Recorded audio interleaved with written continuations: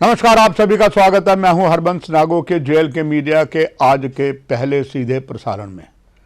अभी तक की कुछ प्रमुख घटित घटनाओं के बारे में ये जानकारी आप तक पहुंचाने के लिए सीधा प्रसारण आपके लिए लाए हैं।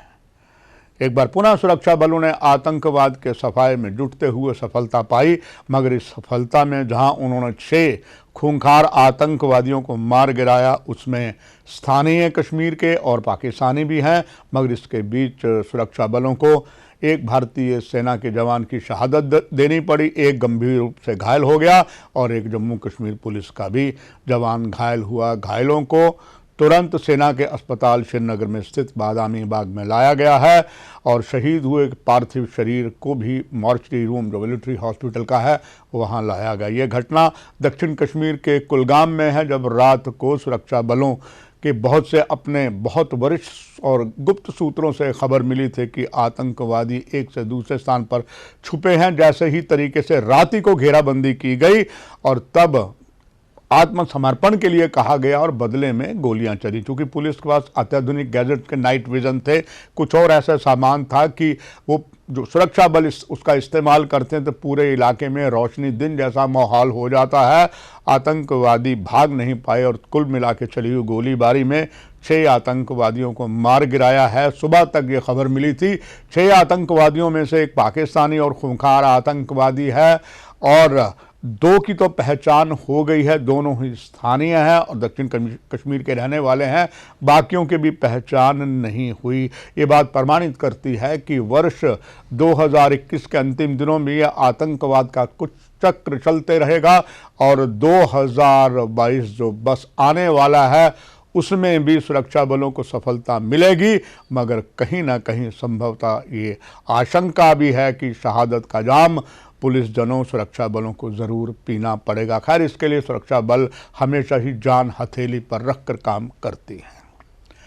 उधर अगर हम बात करें, जिस तरीके की अपराध की घटनाएं हैं वो भी लगातार चल रही हैं। लगातार अवैध जो यहाँ से पशु जाते हैं दुधारू या दूसरे कश्मीर में, वो बैन हैं, उनको नहीं भेजा जा सकता बिना पूरी कानूनी कार्रवाई के। मगर लगातार ये क्रम जारी चल रहा है। दुधारू और दूसरे पशुओं को कश्मीर में स्मगल्ड किया जा रहा है और ऐसे में रात को भी और आज सुबह जम्मू पुलिस को सफलता तब मिली जब झज्जर कोटली और नगरोटा में 32 मवेशी जो अलग अलग 4 वाहनों में लिए जा रहे थे, बड़े गुपचुप तरीके से, और ऐसा कवर वो करते हैं पता नहीं लगता, मगर पुलिस की पैनी नज़र से वो बच नहीं पाते हैं और पकड़े जाते हैं। उसमें 10 लोग गिरफ्तार किए हैं। दोनों ही समुदाय, यानी कि स्मगलर का आतंकवाद का कोई धर्म नहीं होता, इन स्मगलरों का भी कोई धर्म नहीं होता। दोनों ही समुदाय के 10 लोग गिरफ्तार किए गए हैं। दर्शकों, कल ऐसे ही सीधे प्रसारण में आपको जम्मू के बारे में बताया था कि क्राइम ब्रांच ने सफलता प्राप्त की है और क्राइम ब्रांच ने यहाँ से हमारे बहुत नौजवान बच्चे जो उच्च शिक्षा के लिए न्यूजीलैंड जाते थे, उनके लिए वीज़ा या देने के लिए उनसे अच्छी खासी रकम ऐंठी गई और जो जालसाजी की गई वो पकड़े गए और चार्जशीट भी किए गए। मगर दूसरी ओर से कल दक्षिण कश्मीर में जिला में ऑनरेबल जज ने ऐसे ही 2 लोगों को जेल में भेज दिया है पूरी केस सुनने के बाद और उनको 3 साल की सजा और 5,000 का जुर्माना दिया है। उन पर आरोप सिद्ध हो गए थे कि उन्होंने MBBS के दाखिले के लिए कर्नाटक में अच्छे खासे पैसे जो हैं लिए थे और दोनों जो अपराधी हैं मुजफ्फर और फयाज दोनों ही बीज बिहाड़ा के रहने वाले हैं और शिकायतकर्ता जो थे वो मोहम्मद डार थे। उन्होंने किया था कि हमारे बच्चों से पैसे लिए गए हैं और क्राइम ब्रांच ने जो 420 धारा होती है, 120 होती, इसके लेकर जब पूरे पुख्ता प्रमाण क्राइम ब्रांच ने ऑनरेबल कोर्ट को दिए, ऑनरेबल जज अनंतनाग ने इसको सही पाया और इन्हें सज़ा दे दी और ये एक अच्छा कदम माना जा रहा है कि जो भी अगर जम्मू कश्मीर में अपराध करता है वो कानून के शिकंजे से बच नहीं पाएगा। आइए एक और ख़बर के बारे में आपको बताता चलूं और इसके लिए अब सरकार सख्त हुई है। कल ही सीधे प्रसारण में आपको अवगत करवाया था कि हमारे जम्मू कश्मीर के मुख्य सचिव भी काफ़ी सख्त हुए हैं।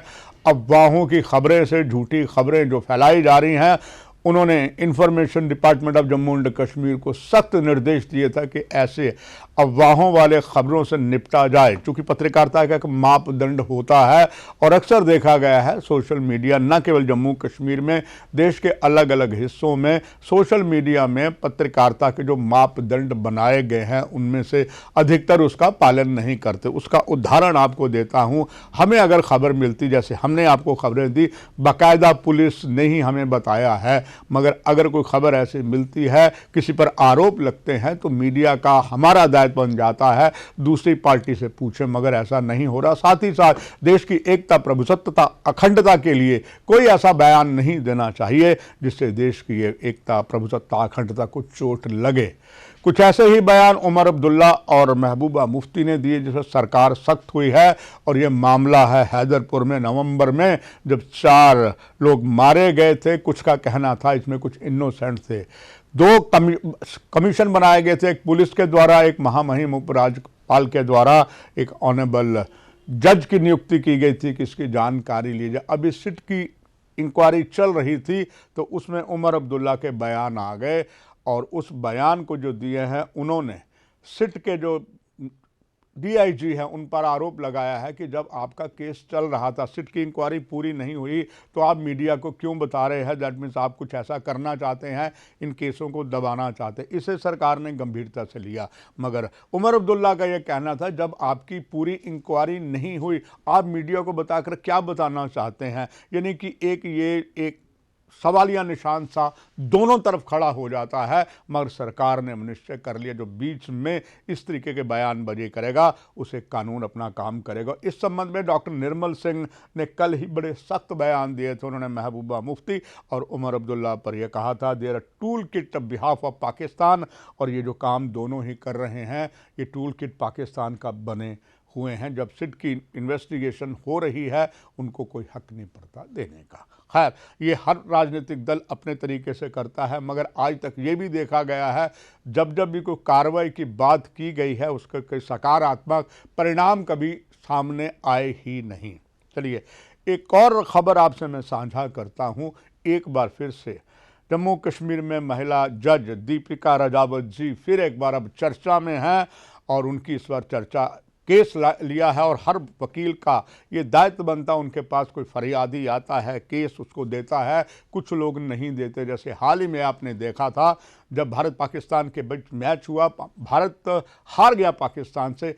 कई जगह खुशी मनाई गई कि इंडिया हार गया, उसमें आगरा भी शामिल था और कुछ शामिल था। आरोप था कि कुछ कश्मीर के लड़के थे, उन्होंने जब जश्न मनाया उन पर केस हुआ, उनको जेल में डाल दिया गया। और तब वहाँ इन आगरा में और दूसरे क्षेत्रों में किसी भी वकील ने उनका केस देने से ना कर दी। खैर, बाद में किसी तरीके से कुछ गोलमाल सा हुआ, उसकी पूरी जानकारी नहीं मिली। मगर अब दीपिका सिंह राजावत एक बार फिर महिला जज हैं और मानवाधिकारों की जो बात है, ह्यूमन राइट वायलेशन खास करके महिलाओं पर होता है, वो जमकर इसका केस लेती हैं और लड़ती हैं। बेबाक वकील हैं, हमेशा वो सुर्खियों में रहती हैं। आपको याद होगा रसाना कांड में दीपिका राजावत जी काफ़ी ज़्यादा चर्चा में आई थी और उन्होंने केस, वो जो बालिका छोटी सचमुच उसकी निर्मम हत्या कर दी गई थी, उसका केस उन्होंने लिया था। और महबूबा मुफ्ती भी उनकी ज़बरदस्त उनकी दीपिका राजावत की प्रशंसा की थी। अब दीपिका राजावत जी ने मोहम्मद लतीफ़ जो पिता हैं उस आतंकवादी के रामबन के रहने वाले हैं अमीर मागरे ने का ये अमीर मागरे को इसी 6 जो आतंकवादी 4 मारे गए थे, उनमें 4 जो आतंकवादी मारे गए थे, मागरे ने कहा है कि उसका बेटा इनोसेंट था और उसके शव जो दफना दिया गया है उसको वापस लिया जाएगा। ये केस दीपिका राजावत ने लिया है। मोहम्मद लतीफ़ मागरे जो उनके पिता हैं, उन्होंने इस आधार पर दीपिका राजावत को केस दिया है और दीपिका राजावत ने तभी केस लेने के लिए हामी भरी है, तैयारी कर ली। आज संभवतः जब तक ये खबर देख रहे हैं, केस जो है वो हाई कोर्ट में सुनवाई के लिए लग गया होगा। मोहम्मद लतीफ़ मागरे का कहना, मैं एक सच्चा भारतीय हूँ, मैंने अपनी जान हथेली पर रखकर 2007 में लश्कर ए तौबा के कई आतंकवादियों को मार गिराया था और भारतीय सेना ने और प्रशासन ने मुझे प्रशंसा पत्र दिया था और मुझे अंडर कवर भी रखा था और ऐसे में मेरा बेटा भी साथ था। कैसे वो आतंकवादी बन सकता है, मगर पुलिस कहती है ये आतंकवादी थे। हालांकि जानकारी चल रही है, अभी पूरी बात सामने नहीं आई है, मगर ये एक दिलचस्प मोड़ होगा। आपको बताते चलें, दीपिका राजावत जी ने पिछले काफ़ी 2-3 साल पहले, जब हमारा एक धार्मिक हिंदू धर्म में आता है, हमारे नवरात्र होते हैं, उन्होंने कुछ बयान दिया था बालिकाओं के ऊपर, और उस बयान के बाद दीपिका राजावत को काफ़ी मुश्किल हुई थी। बजरंग दल, कई लोगों ने रात को ही उनके घर के बाहर ज़ोरदार विरोध प्रदर्शन किया था। अब आशा है ये केस उन्होंने लिया है, और बनी बात है, जम्मू में कुछ संगठन है, चाहे उसमें बजरंग दल है, एक 2 और संगठन है, जब भी कुछ ऐसी बात होती है तो पुतला जलाते हैं, उनके विरोध करते हैं। अब देखते हैं दीपिका राजावत जो हाई कोर्ट में केस देती हैं, उसके बाद क्या होगा, आने वाला समय बताएगा। प्रजातंत्र के चौथे प्रहरी का दायित्व, खास करके हमारा उद्देश्य ना कहूँ से दोस्ती, ना कहूँ से बैर, पुनः यथार्थ करते हुए आगे बढ़ते रहेंगे। और भी कई महत्वपूर्ण खबरें हैं आज दिन में आप देखेंगे, और इस सीधे प्रसारण में इतना ही। नमस्कार। For more updates, do subscribe our YouTube channel and don't forget to hit the bell notification icon. And if you are watching this video on Facebook, do follow our Facebook page.